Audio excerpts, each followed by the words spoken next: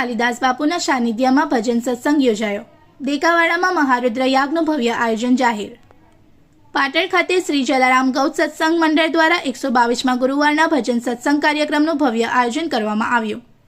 આ કાર્યક્રમ શ્રી શૈલેષ કુમાર ચંદુલાલ ઠક્કરના નિવાસસ્થાને યોજાયો હતો, જેમાં તેત્રુત તાલુકાના દેકાવાડા ગામ સ્થિત શ્રી આનંદધામ ગૌ સેવા આશ્રમના પ્રખર સનાતની સંત અને ગૌપ્રેમી કથાકાર પૂજ્ય શ્રી કાલિદાસ બાપુનું પાવન સાનિધ્ય પ્રાપ્ત થયું હતું।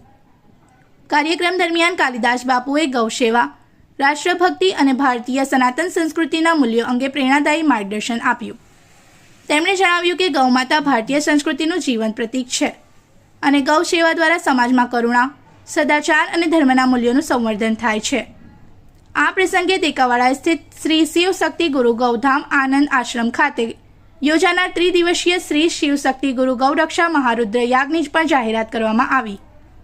આ ભવ્ય ધાર્મિક આયોજન 27 જુલાઈથી 29 જુલાઈ 2026 દરમિયાન યોજાશે।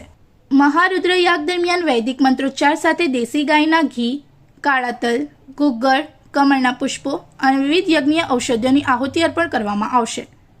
વિશ્વ શાંતિ, ગૌ સંવર્ધન, ધર્મરક્ષા અને લોકકલ્યાણના હેતુથી યોજાનારા આ મહાયજ્ઞમાં મોટી સંખ્યામાં ભક્તો ઉપસ્થિત રહે તેવી અપેક્ષા વ્યક્ત કરવામાં આવી છે।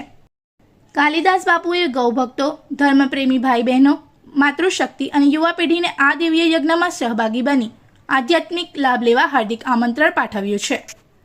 इस वीडियो को लाइक करें, हमारे चैनल को सब्सक्राइब कर बेल आइकन जरूर प्रेस करें हमारी न्यू वीडियो सबसे पहले देखने के लिए।